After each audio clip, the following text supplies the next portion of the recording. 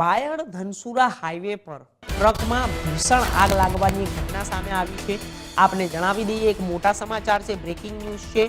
ટ્રકની અંદર ભીષણ આગ લાગવાની ઘટના સિકા ચોકડી પાસે ટ્રકમાં આગ લાગી છે। ચાલુ ટ્રકમાં અગમ્ય કારણોસર આગ ભભૂકી ઉઠતા મોડાસા નગરપાલિકાના ફાયર વિભાગ ઘટના સ્થળે ફાયર વિભાગે ઘટના સ્થળે પહોંચી આગ પર કાબુ મેળવ્યો। ટ્રકમાં તેલ અને કાપડનો જથ્થો ભરેલો હતો। ટ્રકમાં આગ લાગતા સામાન બળીને ખાખ થઈ ગયો છે। સિકા ચોકડી પાસે ટ્રકમાં આગ લાગવામાં આવી છે અને આ ઘટના બની છે જ્યારે સિકા ચોકડી પાસે ટ્રકમાં આગ લાગવાની ઘટના બની છે।